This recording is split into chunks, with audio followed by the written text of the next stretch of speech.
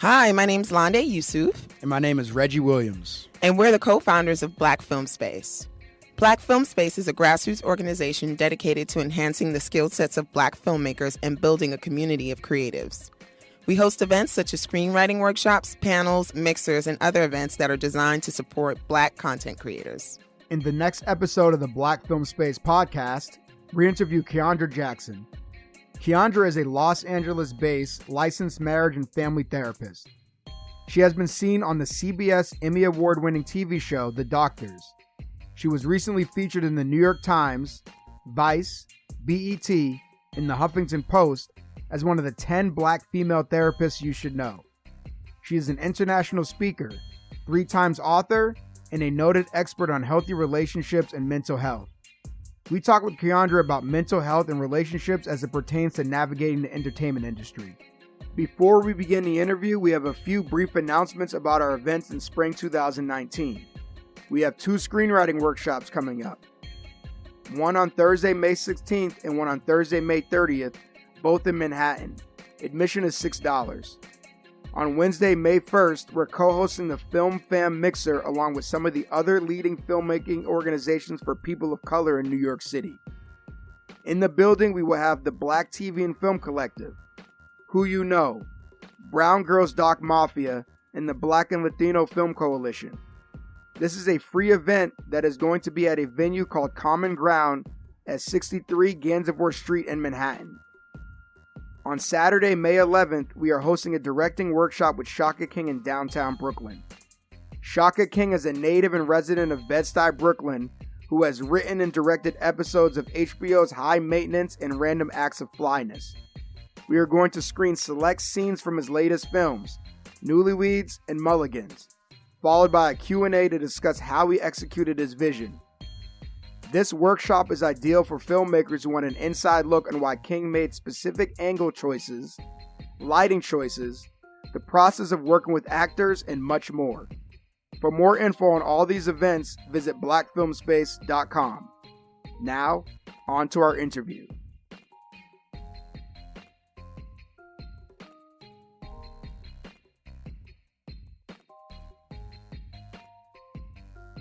So thank you, Kiaundra, for joining us on the Black Film Space podcast. Thank you so much for having me. I'm super excited to be on here. We are super excited to have you on here. You are the first non-filmmaker on the Black Film Space podcast. So OMG. No pressure at all. OMG. That means I got to bring it, right, You Reggie? got to bring it. But I'm very confident that this is going to be an amazing interview, and I'm really excited to dive deep into mental health and therapy. And so why is it important for anyone, not just those that work in the entertainment industry, but anyone to see a therapist? Seeing a therapist has been a taboo topic forever. And especially in the Black community, that's a whole nother topic for a whole nother day. But I feel like we go through so many things individually, and then even looking at it systemically and generationally, that we've carried on. And I know that we're a type of people who typically does not share all of their business in the streets and don't want anybody to know anything, about their personal lives. But at the same time, we go through so much individually that we have to make sure that we're being in a space where we are healthy, and that includes our mental health as well. So making sure that you go beyond just your physical health and working out and eating right, but making sure you're good emotionally and checking in with yourself to say, like, what's going on in my brain? And is this really healthy or is it more negative? Yeah, I completely agree. And you've been a therapist for 5 years. Have you seen a difference in the amount of Black people that you're seeing that are open to therapy? Yeah, actually, I'm seeing a huge increase in that. And I think it has partially, and I'm not sure if everybody on here is familiar, but if you're not familiar, you should get familiar. But it's a platform called Therapy for Black Girls. It's called therapyforblackgirls.com. And that went huge and went viral. It was in Oprah Winfrey's magazine. Solange retweeted it. And what it is, it's a directory of all Black clinicians and we're basically sectioned by state. And so ever since that came out a few years ago, I have seen a significant increase in my practice with people of color coming and just really wanting to work on their issues. And I also see a huge increase because I'm located in Los Angeles, right? And we're the hub of everything TV and film related. So I see an increase of, people in the industry coming to see me as well. Okay. How is Hollywood discussing mental health? Like, what is the discussion about? Is it mostly behind the scenes? I think it's becoming more in the mainstream and a hot topic because we have, those people, those trailblazers like Taraji, who has started her Boris Henson Foundation that's all centered around mental health. So we have her, and we see so many people in the, I guess you can say, in the celebrity world who experience either some type of mental health issue or who have unfortunately died by suicide. So the topics continue to rise when stuff in the industry pops up. And I'm grateful that we're having these conversations because the suicide rate in the Black community is rapidly increasing, and we can't ignore it anymore. Okay. So you said Taraji has been on the forefront of mental health in Hollywood. What about behind the scenes? Like, do you know what it's like for the directors and the cinematographers and sound recorders? Like, is there mental health talk amongst amongst these folks? And just in regards to, life management, stress management, because, being in the entertainment industry can be stressful and taxing on the mind and body. Yeah, it can be extremely taxing. And I'm not sure what's happening fully behind the scenes, but I know that I have a lot of executive producers and, cameramen and actors and actresses who come into my office for counseling sessions. And they're more so because, one, typically you have extremely long work hours and they're trying to have a work-life balance, which is very hard to do. And also, the industry can be a little tough when you have so many amazing ideas and you're a creative and you're pitching and things are getting denied. And it takes a stab at your self-esteem. And so working through that as well has been something that a lot of the people mention when they come see me. Do you have are you able to give any, I guess, little tidbits on managing your life and relationships, whether that's romantic or your family or, platonic relationships? Relationship wise or just mental health? Relationship wise. Okay, because we took a little bit of a turn there because that's a whole different ball game. Okay, we'll come back though. Are a whole different ball game than mental health. Yeah, we'll come back to mental health. Yeah. Yeah, I mean, relationships are so tricky, whether it's family, friends, colleagues. I mean, truth be told, it varies depending on who the people are that's involved in the relationship. But I always tell people communication is one of the best things that you will ever have in any type of relationship. We make so many assumptions about what people should and should do with their life and all of that stuff. So I say if you have really good communication skills, then bringing that into whatever type of relationship, whether it's platonic or romantic, will serve you so exponentially. And I think we don't talk about communication enough, and no one teaches us how to effectively communicate. Yeah. So when we get into, difficult family relationships, or we get into, romantic relationships and our partner may not be listening or we're not conveying what we're supposed to be conveying effectively, I think it kind of takes away from the whole experience as a whole of desiring to have a healthy relationship. And healthy relationships take work. So if you're not willing to put in the work, whether that's family, platonic, colleagues, whatever, then your relationship is not going to thrive, whatever that looks like. Okay. And what about, I guess, time management? I know for me personally, when I was in my early 20s, I used to perform stand-up comedy, and I used to be obsessed. I have to perform every single night. I felt like I had to sacrifice my relationships in order to make it in this industry because it's so competitive. There's so many people that are, basically vouching for the same spot or trying to get that same spot, I felt like I had to sacrifice, hanging out with my friends, hanging out with my family in order to make it. And then once I make it, then I'll have a little bit more time. But then it's like, once you make it, then you got to stay there. So I guess it's like, how, like, what's a good way to like come up in this industry and not, forget about, your friends and family and, maintaining those relationships outside of, communicating, because you can communicate, hey, like I'm going to be away for 3 months on this shoot, or I'm going to, every night I have to perform on stage or whatever it is.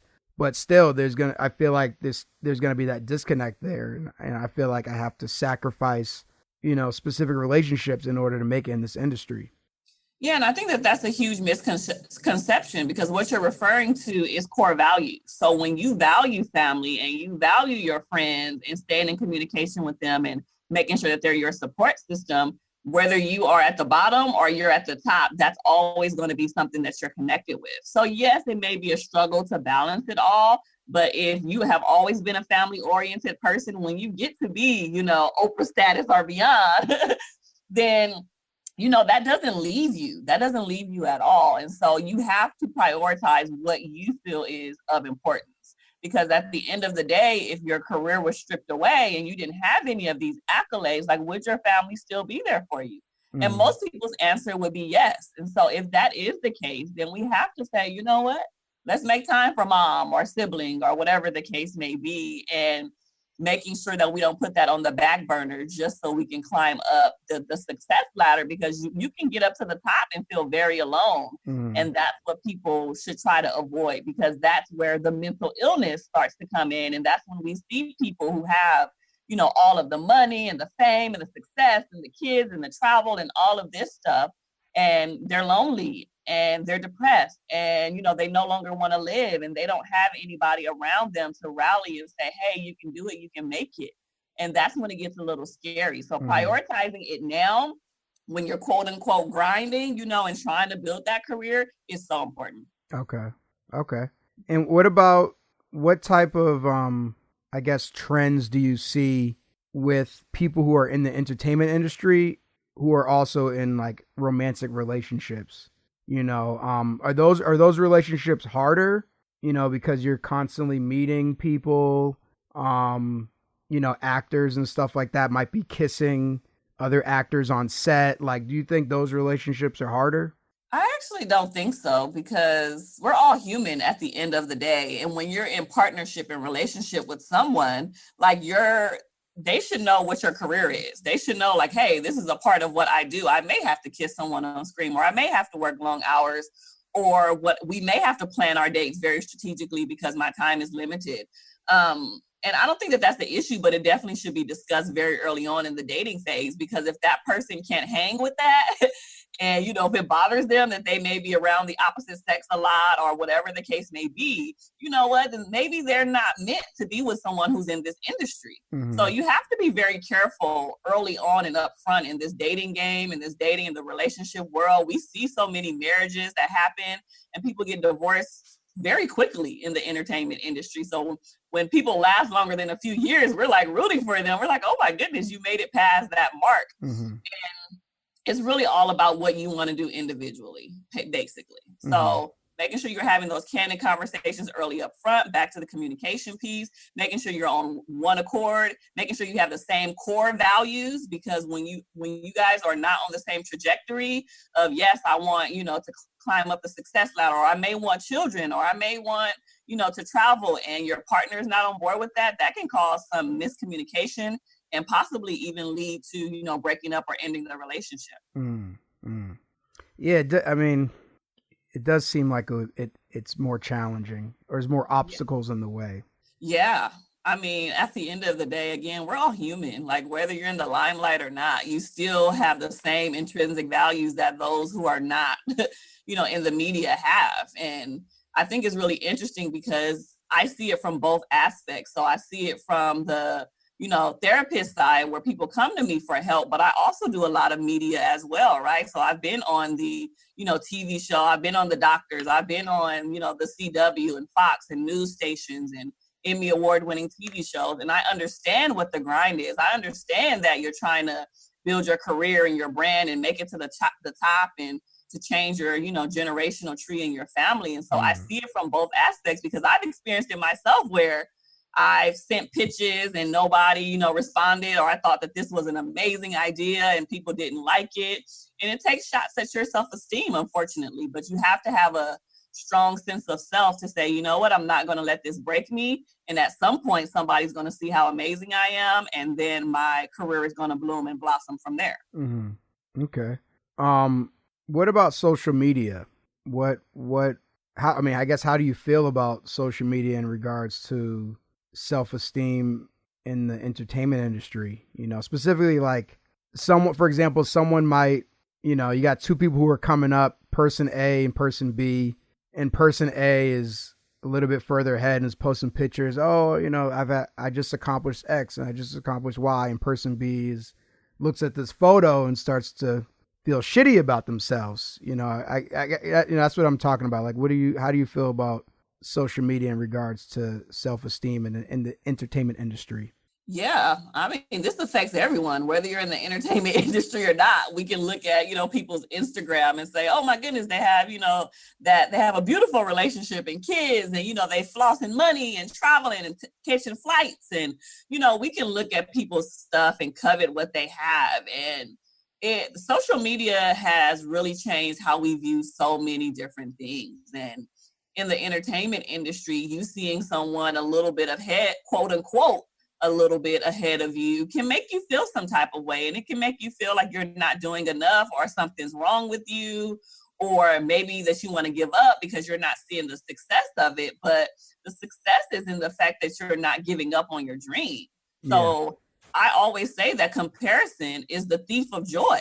When you start comparing yourself to, what the next person is doing and what they're doing in their lane, you get distracted and taken off of your focus. And so you can't look to the right or to the left. You have to stay literally like hands down to the plow, keep on working, because you're going to reap what you benefit, what you sow. Like, you're going to reap what you sow for sure. And so I've seen people who had no success, and look at people like Kevin Hart, who's been grinding, for years and years, and no one even knew his name, and now, he had that one opportunity, and that just opened the door for his life to be changed. And so that can happen for anybody. We just have to stay focused on what our calling and our passion is, and not get sidetracked. So don't try to pick up someone else's assignment. Stay on track with what God or whoever your higher power is has instructed you to do. And then that's when all of the accolades will come. Okay. Do you have any tips for managing social media? Because it's kind of challenging to just walk away completely. I wouldn't do that, because I even use social media to get, more speaking engagements or more, TV situations. So, it depends on what you use social media for. So there's some people who strictly use it for work, and there's some people who use it to connect with other people, like family and friends. And so what I've learned to do, and maybe everybody may not be on this level, but I disabled all of my notifications on all of my social media platforms. I have LinkedIn, Twitter, Facebook, Instagram. I have all of that. And I don't get those notifications at the top of my notification bar because it will drive me insane. And I will basically not get anything accomplished throughout my day, because I will constantly be checking who liked my post, who commented, who shared it. Oh, I only got a little bit of post. Let me take this down and redo it. Like, I don't want to get consumed with that. So the only way that I see these things is when I actually go into the app. So that may be something that people want to do, learn to disable the apps so they won't be, the notifications, so they won't be distracted throughout their day.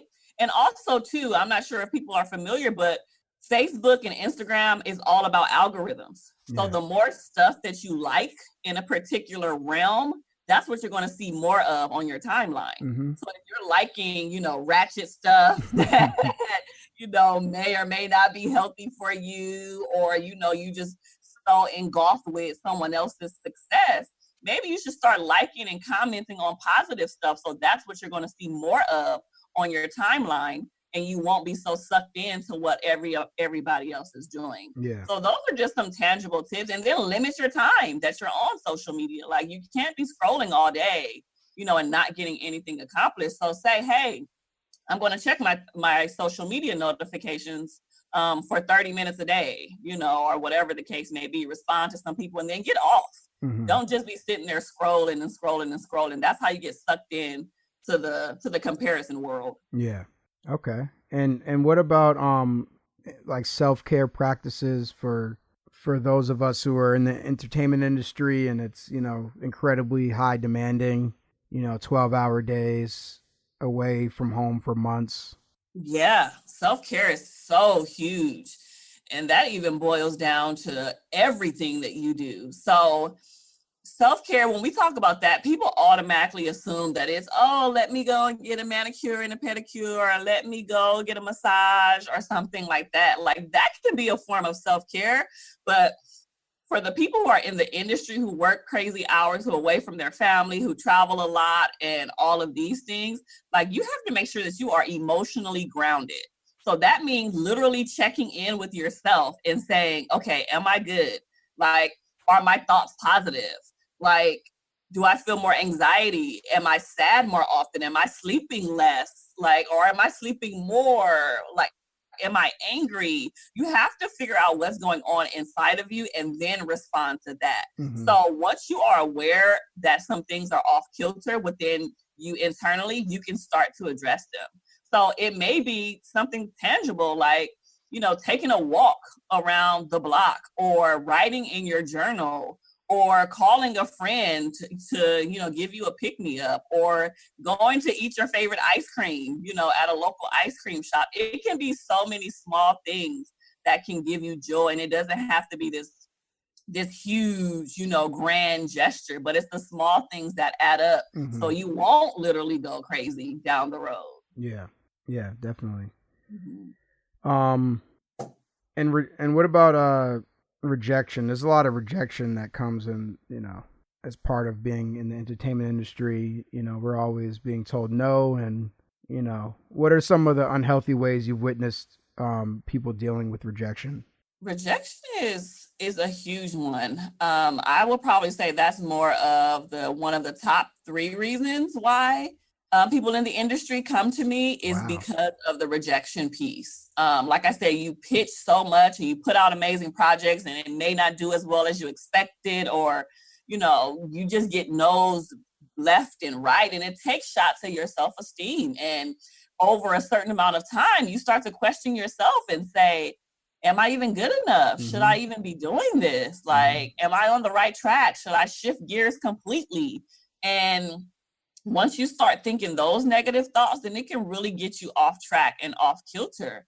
And so there's no way really to avoid rejection. But once you keep your mission, once you keep your goals in front of you, there's nothing that should be able to stop you from accomplishing that. Mm-hmm. So like we said, don't get caught up looking left and looking right. Just keep doing what you're supposed to be doing. What drives me every single morning and every single day is that I keep saving lives. There's people who are not committing suicide, and there's people who are having healthy relationships because of me. Mm-hmm. And in the midst of all the no's or unresponded emails that I might get back from, pitching to the media or, articles or TV segments, like, my goal is my goal, mm-hmm. and I'm not letting anybody take me off of that. So I think keeping that in the forefront of your mind will really help you with rejection, and saying, like, you know what? No just stands for next opportunity. Yeah. That's it, Yeah. I definitely can relate to the unresponsive emails. Like, that drives me insane. Yes. That drives me crazy, because I'm like, why can't you just say no? Like, why can't you just at least write one sentence? And then I get into this like mentality of like, I'm going to show them, I'm going to come up. And then when I come up, I'm going to be like dismissive towards them. And then I have to bring myself back and be like, wait a second, like, am I in this industry because I want to get back at people, or am I in this industry because I want to create dope work? Right. And I think it's really about like introspecting and really getting down to like why I'm doing what I'm doing, as opposed to like getting back at people, because I don't think that's a healthy way of like maneuvering through this industry and in life in general.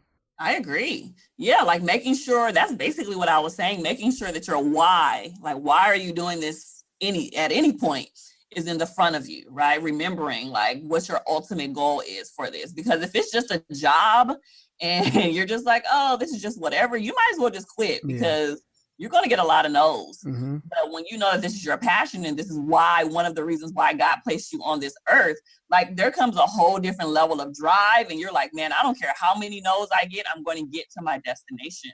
So we have to just change our mindset and our perspective of like what the end result will be. You may do a whole bunch of small projects and it doesn't get picked up, or it doesn't get as much exposure as you would like for it to be. But even those small projects could have given you so much joy that can take you to the next level. You can also learn a lot from those projects. It's Totally. Everything adds up. And I found out too that a lot of people won't really even mess with you on a work or professional level until you get to a certain level. So I've had a lot of people even look at me and think like, no, she's not ready yet, But it's when you get to the next level, they're like, oh, okay, I can work with her now because she's arrived. Yeah. So sometimes you have to do a lot of small projects to get that stuff under your belt, get the experience you need, and then you could present that in a nicely, packaged way to, the next level. And then they can say, oh, okay, cool. They've done all of this work, and so that they're ready. So that's why when you try to rush and arrive and get to a destination in a place so quickly, you don't arrive well. And when I say you don't arrive well, I mean you don't develop the character, you don't develop the stamina, the attitude, the drive that you're supposed to have to maintain that position. So once you get to the place, it's all about maintenance, right? Because you can very well lose the very thing that you gain. So when you are in that spot, you have to maintain that spot in order to go up another notch as well. So definitely keeping that in mind is really important too. Yeah, I think that's one of the beautiful parts about filmmaking. I think at least from behind the camera, like directors, they usually takes a couple decades to break through most of the time. Wow. There's very few Ryan Cooglers out there. There's only one, So the beautiful part is you can develop your character and develop, your strength over the course of years before you come up in this industry. So it's absolutely. And I think that there's another layer, because we are people of color, right? So there's an additional layer on top of that. And even within the rejection piece, I've seen so many people, I do have a lot of people of color who come to me, Black, Hispanic, whatever, who are like, oh my gosh, I see my white counterparts just soaring and getting jobs and getting projects that I should have been on. And we get overlooked a lot of times. And that also really, really takes shots at your self-esteem. And there's really no way to kind of get around the topic of prejudice or racism, but we have to stay true to who we are and understand that we're just as equally qualified. We're just as equally able. Our work is just as efficient as our white counterparts. And I think spaces like this, like with this podcast, and even in Los Angeles a few weeks ago, I went to an event, and it was literally, that's how I met Ashley. It was literally, and talked to Ashley about it. It was literally an event for all Black filmmakers. And to see that crowd in there and see people supporting one another and saying, you go girl, you go boy, just keep pushing and doing it. I was like, this is so beautiful. And I'm not even, a filmmaker. I just went as, talent. But to see that and to see so many of us in that space really encouraged me. And I was like, I didn't even know that we were this thick and this heavy. And, I think we have the capacity to be more visible to get those opportunities. Yeah, definitely. Yeah. It's the whole, purpose of Black Film Space is feeling like, people have a space, a community that they can rely on, build relationships with. Because, it's a cutthroat industry. You're on set and it's, usually a minority unless it's like, Tyler Perry shoot or something like that.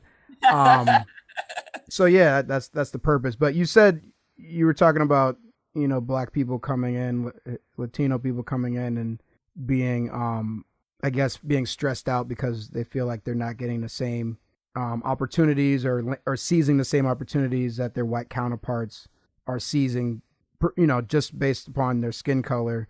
And there's this notion that Black people have to be twice as good. Yeah. Do you think that's a helpful mindset or harmful? It's probably a harmful one. I never really thought about it, but I mean, it's probably a harmful one because that means we have to work twice as hard and put in twice as many hours, which we just talked about can be very detrimental to your mental health. So, but at the same time, it's reality, and we can't negate that that's just how our world is and how the industry is. And, so if you have to bust your butt, to be the next whatever, then you may just have to do that. Mm-hmm. And once you get to that place, you have the capacity and the space to bring other people of color as well into that same realm that you're in. And so it behooves us, to work our butts off to get into these higher positions so we can bring on other people of color to work just as effectively as we can, mm-hmm. And it's like passing the baton back to the next person and bringing them along for the ride as well. And so those opportunities they're beautiful, because you have so much power and authority to help out the next generation or those up and coming directors or, cameramen or whatever the case may be. Mm-hmm. So I think it's a negative mindset, but it actually can be beneficial. Okay. You mentioned passing the baton, and I do feel like I experienced that at times, and but I do think that there's this what is the term? Crabs in the barrel mentality. Oh yeah. Can you speak on that at all in regards to mental health? Yeah. I mean, that is probably one of the worst things that we have in the Black community. Once we see someone else doing well and being successful, instead of saying, sister or brother, how can I assist you? And how can I, benefit what you're doing? We tend to try to bring that person down with malicious talk or, saying they think that they're better than one another. And we don't have the capacity, it seems like, to help each other out in the times that we really need to help each other out. And being that it's such a lonely road oftentimes in the industry, especially if you're the only person of color on set, or on a project, it's just not a good mentality to have. So if I could express anything to people who are listening right now is don't have that crab in the barrel mentality and try to pull everybody else down where you're at. How about we use that platform to uplift one another? And when we are pulling each other down, it affects not only your own individual mental health, because that's just not even a healthy characteristic to have as an individual, to kind of just want to pull everybody else down. Like, I would want to dig deeper to figure out why that person is the way that they are to begin with. But you want to create a space too, where there's like, elevation and next level and saying that there's Black excellence. Mm-hmm. And so when we're pulling each other down, it affects us as a whole, right? And that's why so many other races and ethnicities are able to soar, because they help each other out. The Asian community and the Jewish community, like, they're passing on property and legacy to their next generation, while we're barely just getting the bits and pieces of this one. And so, yeah, I think we need to do better as a whole about that concept, and not just think, because I made it, that I can't look back and pull up the next person to give them the same opportunity. Yeah, where do you think that comes from, the crab in the barrel mentality? Like, is that an ego thing, or that as well as, like, I'll hear people say, my peers, I want to be the first Black person to do X, Y, and Z, like in the film industry. And I don't know, that seems kind of toxic. That's a great goal to have. Huh? That's a perfectly great goal to have. Think so? To be the first person to do something. Like, there's somebody that has to be a pioneer. But at the same time, when you get to that space and that platform, what are you going to do with it? Are you going to get there by kicking down everybody else and beating everybody up along the process? Or are you going to say, you know what, I'm trying to get to this level so I can give back and create a huge space for those who want to get to this space as well. So it's it's fine to have those goals and be ambitious. Like, I encourage people to do that, but it's about your mentality along the journey. Yeah. And I guess why you would want to be the first, right? Is it the first so I could stroke my ego, or is it the first so I can open up more doors? Right. And I think that probably goes back to, to roots and slavery and all of that. I mean, we don't have to get that deep, but no, I'm down to do it. It does have, some residue effect with how we're navigating the spaces we're in today. Mm-hmm. Okay. Now you mentioned Rejection was one of the top 3 reasons why people come to see you. Do you know the other 2 are? Yeah. So I said Rejection, just not getting turned down constantly. The second one is not having the same opportunities as our white counterparts. Mm-hmm. And then the third one is trying to have work-life balance. So with the long hours and with the not seeing family and all of that stuff. And how that looks on the outside looking in, and how our family views us, not necessarily just how we view them. So those are the top 3 reasons why people in the industry typically come to me. Okay. Yeah. Okay. It's pretty interesting too. Like, you'll see how, the actors differ from, the directors and all of that. And especially if you have a celebrity label attached to it, it's a whole different ballgame. So I've had the privilege of working with a lot of high profile celebrity clients to help them navigate their mental health as well. Okay. What, can you share what some of the differences are between the actors and the directors? I think there's a different level of drive. I can't say that there's levels to this, but there's kind of levels, right?